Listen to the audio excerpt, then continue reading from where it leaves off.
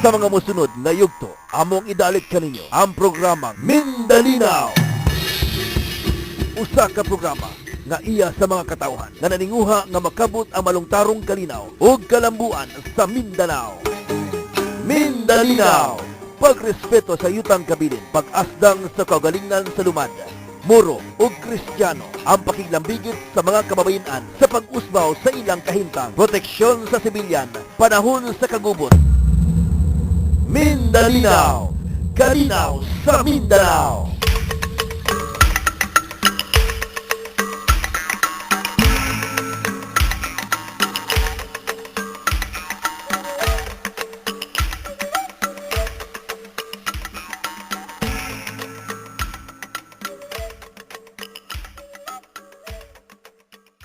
Akong ipadangat nga kaninyo ang nakuha nato nga mga pamahayag sa membro sa peace panel samtang sila nagapahigayon sa usa ka press briefing dito sa Manila Hotel kaniadtong Marso 28. Human gayud na pirmahan ang comprehensive agreement on the Bangsamoro dito sa Malacanang. So, kinahanglan nga magapaminaw taniini para nga mabati gyud nato yan sa mga eksperto ang mao nga mga butang nga kanunay natong gihisgutan sa kahangin.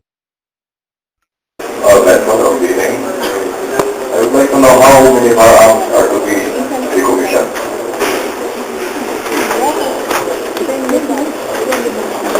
We have a process for that.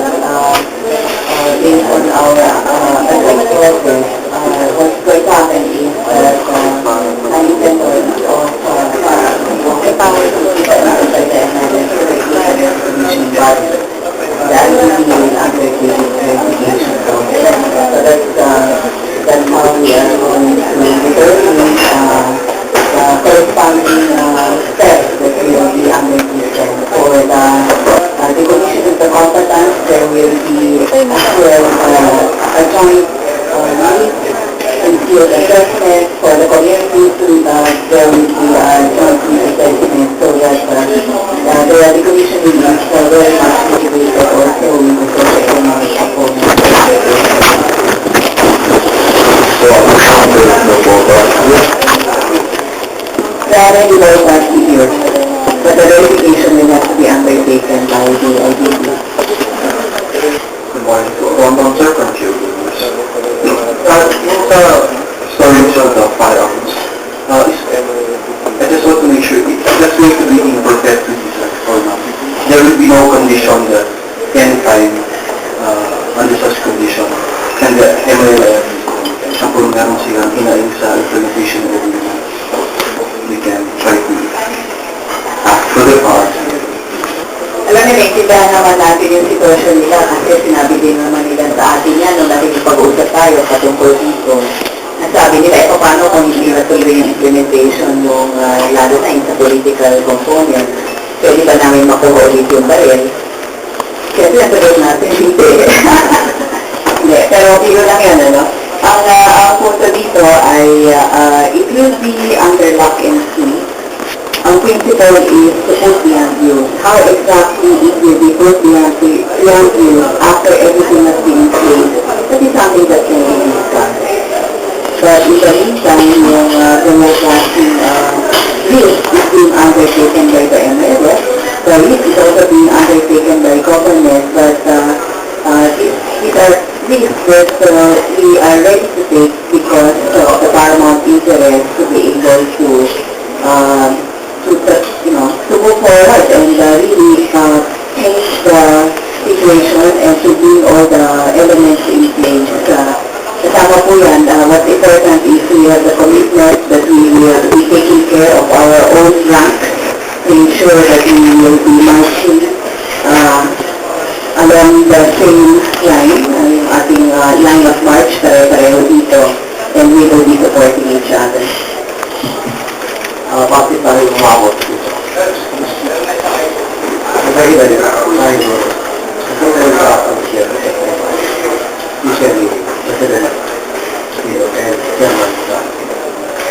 Pag-alamin natin pag-alis, we will be able to we start off the track yung tungkol sa decommissioning. Actually, yung process ng we commission it as component part of normalization. Kasi mo evaluation. Wala akong tayo makikita sa buong mundo na ganitong model. Kasi ang modelo po ng kasangko niya ginagamit, ang survey, usually in relation to the project or being indicated by the classification, hindi yan militarization, demobilization, and reintegration. So, iba yun. At iba ito. Ito, walang evidence po rin. Nasubukan po na natin yan. Nagmula pa panahon ni Marcos. Nag-surrender, tapos yung mga armas binigay. Hindi rin natin inabot yung ganito.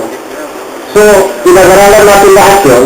And then, ang findings natin ay kung yun din ang nagalitin natin, o yun din ang nagalitin ng gobyerno ng Pilipinas, ang resulta, hindi rin natin na-resolve ng problem. So, ang gobyerno sa Commonwealth Islamic Liberation Front, naghanap ng isang proseso, isang model, at ito ang nahanap natin. At sa tingin namin, kung beyond reasonable doubt, na ito ang daan patungo sa kapayapaan na Mindanao. Yung usapin na yan, naka-address yan dun sa isang plank dun sa ating process, the redeployment of the AFP. What's the principle? If you have stabilized the situation, if there is no imminent threat, there is that kind of security that has been established. Hindi mo naman talaga kailangan yung military na all over the place. I mean, that's certainly not normal. And that's what we mean by normalization. We demilitarize the whole of Mindanao, the whole of Bangsamoro.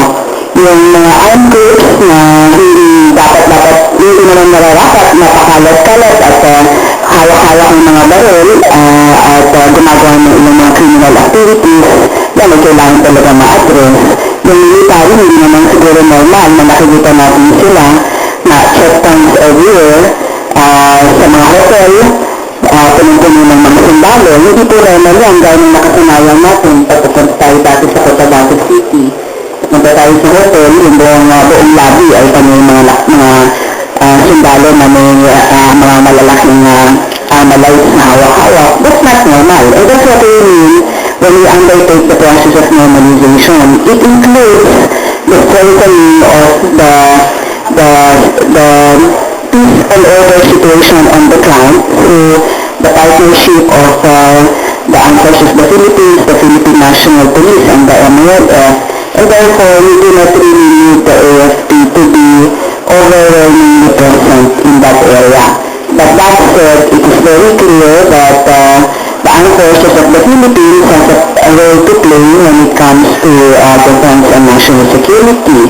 So kung meron naman talagang danger, kung meron mga sakuna na kailangan ng tulong nila, tulad ng nakita natin sa Yolanda, natural lamang na tatawagin sila at gagamitin yung kanilang servisyo. Okay, thank you, sir. I trust that there are other questions. Angela Casoy.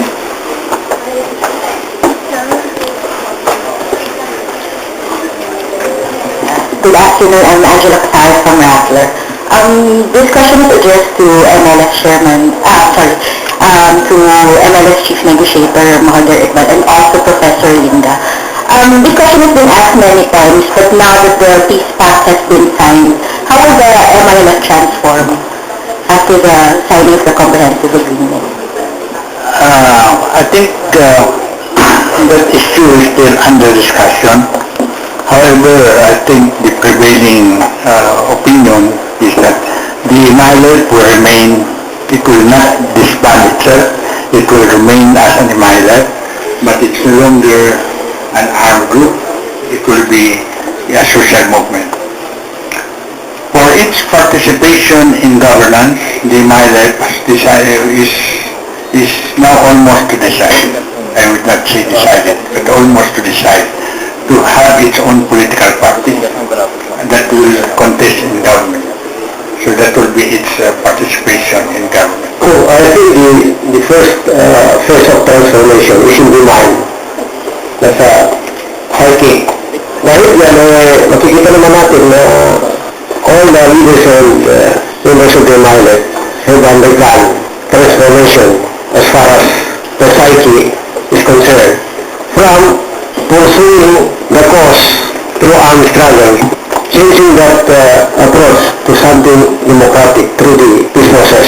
So that's the first transformation sa pag-iisip. So nangyayari na yan. And then on the concrete level, yung sinabi ni Professor Agol na after signing of the agreement, especially the contractual agreement with Bangsamoro, may proseso yan. Kasama na yung pagsulat ng Bangsamoro Basic Law, pagpasa ng good legislation sa Kongreso, ratification of the Basic Law, and then by 2016, hopefully, magkakaroon po ng election. And then the Mile, through a political party, will participate in that election. So those are transformation that will take place in phases, not in an instant approach, by phases yet. Sir, the MLF will transform into a social movement. Can you just give us some more details on your vision? What will happen to the camp? What will happen to your commanders once you undergo once you go through the process of normalization? Actually, napag-usapan namin yan na yung mga kampo ng MILF, task forces would be created. Pag-aaralan kung paano i-handle yung mga kampo. But definitely it will not be used for military forces, military uses, for civilian purposes. It can be created into a civilian communities wherein there would be socio-economic intervention. Yan ang huga. Kasama yan sa transformation mga kampo. Thank you, sir. Thank you, Angela. Allow me to acknowledge the arrival of Secretary Teresita Quintos Velas. You may also ask her questions, but again, a slight reminder, let us focus her question on CAB. Now, who wants to go next? Good afternoon po, Catherine Galante from Manila Times. Ate Mr. Iqbal, sir, you said earlier that the partnership between the Aquino government and the MLF will succeed only if the President is strong and will help the MLF and CAB against enemies. Otherwise, the situation will be worse with chaos and monarchy in Mindanao. So sir, what steps do you expect President Aquino to help MLF and to ensure success of the CAB? And secondly, who do you count as the forces who will create chaos and monarchy in Mindanao that must be subdued? Thank you. Alam mo, kahit sa basketball yung mga captain ng basketball, kailangan sila. They would direct how the two teams interact with each other. And the same situation is true with the peace process. Kailangan natin dito na leader na matuwid. Kailangan natin dito na leader na may foresight. At yan, nakikita natin sa presidente ngayon. At saka, on the other hand, sa MLF, siguro nakikita naman ninyo how committed yung MLF leadership is. At tuloy, kung titignan mo, pagdating namin dito, kung walang craft ng MLF sa gobyerno, full, halos 90% of the leadership of the MLF are here. Nandun tayo sila. So kung uuwi siya, ano nangyari sa amin? But because we trust the government, and, of course, the people who are involved in the government, nandito kami. That's how we invest in this negotiation, and this is how we invest na talagang magkaroon na ng kapayapaan sa Mindanao. So kailangan, kailangan natin na strong leader na may konsensya, at saka at yan ang nakikita natin sa kay President Pinoy Aquino. At siguro, ulitin ko, nakikita naman ninyo sa leadership po ng MLF. Pagdabi nga, pumunta kami sa Mindiola, we promised to go there, pero medyo na antala dahil head-to-head na matapos yung programa sa Malacanang. So, I think, dumating na kami rin siguro, mga 8:30 na. So, yun na, wala kami security, inside any security, because they don't fear, for peace, wala akong nagawang masama. So, I was there, hindi bilhin na ang ginagawa ko ang buti. Ang kamatayan, pag kamatayan na yan, pag darating yung kamatayan, may escape. Kaya nga kami, alam mo, pagpunta sa Kuala Lumpur, one of the, yung nakakatakot yung pagsakyan ng aeroplano. Oo! Hindi mo masabi na pag darating sa sumakyan ng aeroplano, masali ka dyan, hindi ka matatakot. Matatakot ka pa rin dyan. Pero ako, pag ito na, ang katapusan ito na. How about po yung mga negative forces? Who are the negative forces in Mindanao that enemies of the Alam mo, parang sa kitchen it's like a sickness. If you find the real medicine, after diagnosing the sickness, nakita mo yung tunay na gamot, everything will fall in place. Yun po sa speech ni Chairman Murat kahapon, sabi niya, isisalang yung comprehensive agreement ni Bangsamoro, wala nang natitirang cost. Maaaring yung susulpot ng grupo, pero wala na silang cost. And the people will not support them. Ito ang kagandaan nito. But di ka nag-guarantee na walang susulpot. Yung susulpot yan, pero wala na silang cost to fight for. Last sir, what concrete steps do you wish to see President Aquino and his administration taking now and in the next 2 years before his term ends to help MILF in the Bangsamoro? Siguro I will request the Good Secretary to answer that question. From the instructions of the President from the start, no, we do not sign anything that we will not deliver. So talagang itutulak lahat ng napasok sa comprehensive agreement. That is both in terms of the passage of the law, having a successful result in the plebiscite, to ensuring that the transition authority that is put into place is really able to show that the capacity to be able to move on to this new stage, including to show the capacity of the MILF to be part of a regular governance structure hanggang eleksyon, no?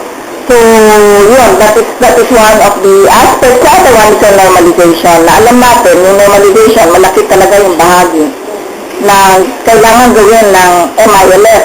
There is the commitment for the decommissioning, but on the other side, there is so much that the government also has committed to do. That is in terms of the development track, in terms of the handling of other armed lawless elements that are in the area,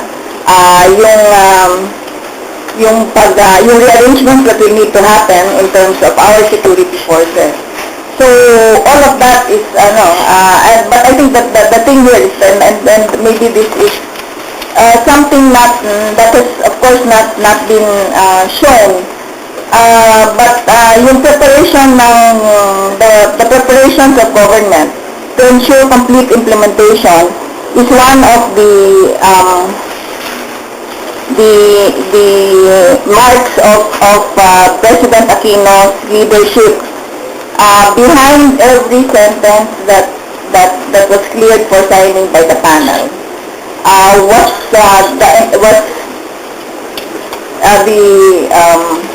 the consensus building that went on with government, so that you can really say ang pumirma dito was the panel, but that could be done because everyone that was concerned with every item that is in that comprehensive agreement, the President made sure that they were on board. And it meant, before they could come on board, that they had thought already of what it will mean for their particular agencies in terms of everything of what the executive could do. So yun yung that will continue to be the mark. It will, the commitment in the CAB stands for so much work that has already been done by government, and so much work that it is still committed to do. And on that, tuwid na daan, we don't make false promises. We don't make promises that we cannot deliver. That is what the President's leadership will continue to assure. Question? Sorry. Just a clarification, you had mentioned that since the signing of the annex on normalization, you already started the work towards decommissioning. Any idea when actually people will be bringing their firearms to that storehouse? Not only what we did was to work on the PORs, and that's why you will note that last March 22,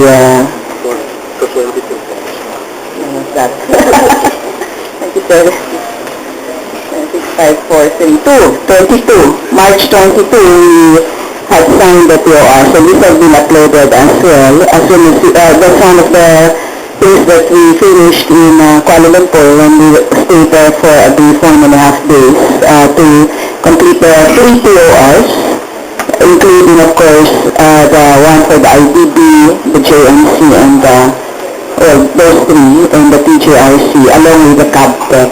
So that process has begun, the consensus building actually started way back.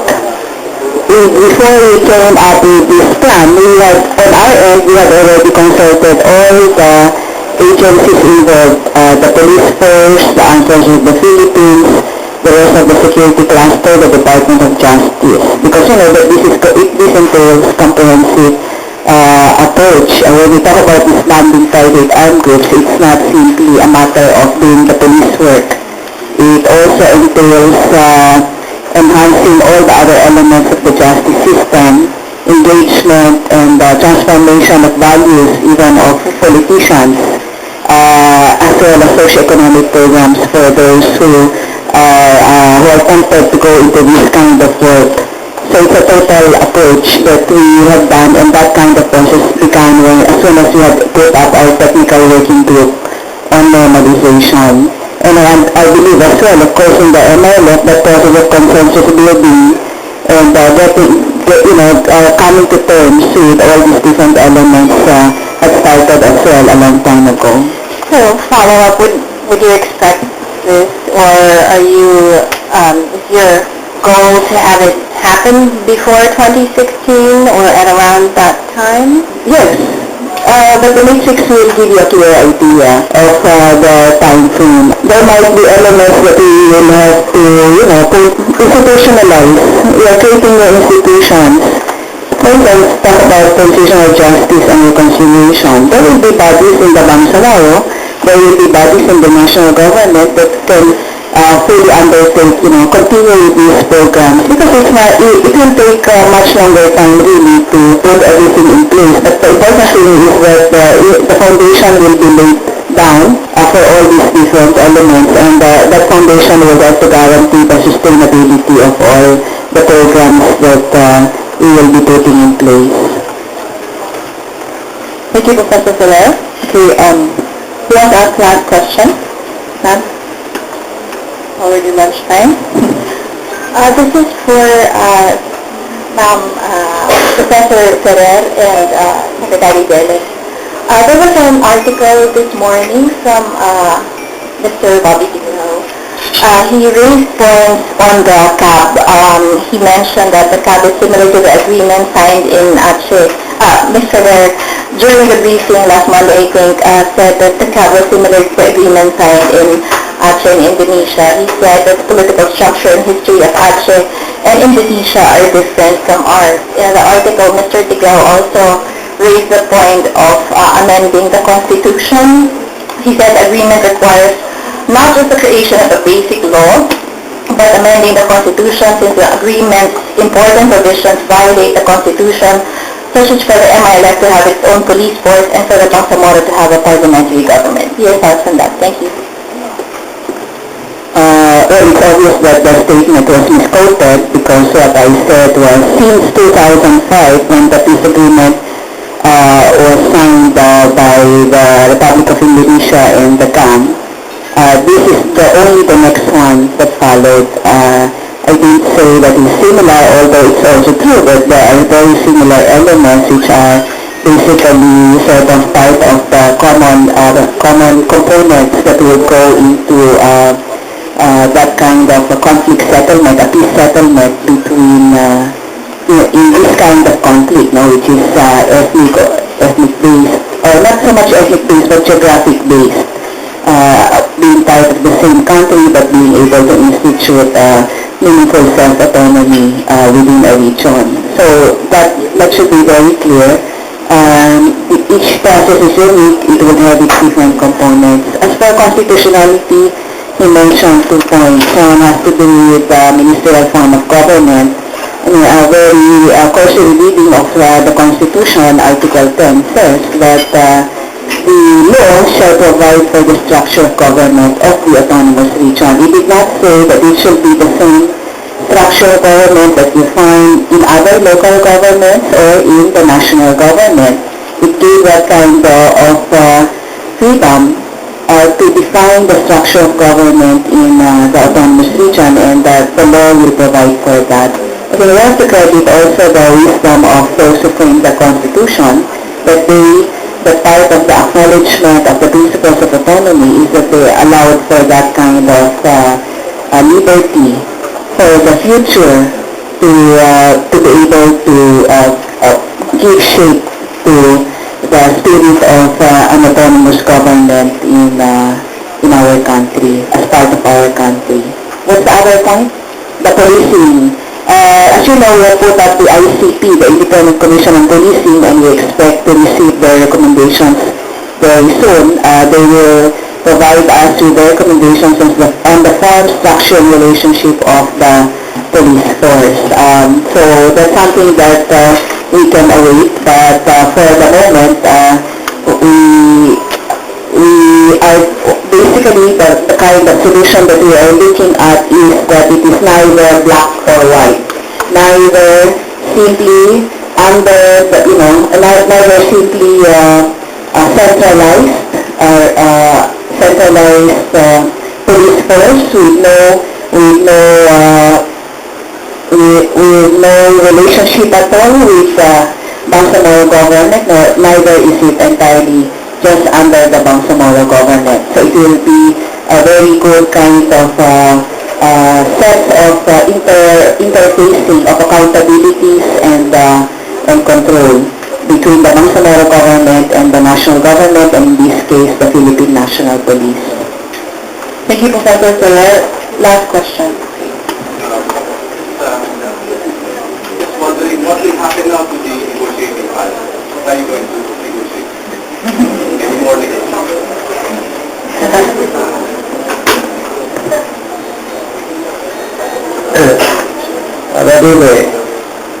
Would you want us to vote now? Well, it's very clear in the South that the peace panels would stay and they would continue to discuss issues that crop up from time to time. And the panels would only be out if the exit agreement is signed between the two parties. And the exit agreement can only be signed if all the agreements are fully implemented on the ground upon the validation of the third-party monitoring team, and of course with the participation of the panels of the MILF and the government and that of the facilitator. So those are the processes. But having said that, we've always said that signing a peace agreement is certainly a big achievement, but it only marks the start of another stage. Perhaps in terms of change of the effects that we will want, maybe the more important stage. That all that we discussed and we agreed upon is the way to solve it, that it should really be delivered on the ground, and that people will really feel that this is a peace process that will find its way into the law, that will find its way into new political arrangements, but also will find its way into the lives of people, into the security, personal security that they will now feel in terms of the being able to take care of their needs this time, in terms of, we know of political self-determination or self-governance as a goal, but that should also translate into people's being able to determine that personal self-determination in their lives, which means food, health, jobs that are related to markets. It means that all of these political arrangements is also to help people, to be able to enable people that live on the ground finally to know that they can determine what will happen in their lives. So that is the next stage that we get into, and I think the thing that is celebrated is that now we have between the two parties a real partnership. More and more often we sit on the same side of the table to talk to you. It means that this great journey has really crossed a chasm and that we are ready to work together to address all of the problems that lie ahead. Thank you. Mindanao, ang programa nga gidumala ug gihatod sa inyoha sa Mindanao People's Caucus, usa ka pundok nga nagalihok alang sa katawhang lumad, Moro ug Kristiyano. Mindanao, tingog sa Kalingaw, tingog sa Mindanao.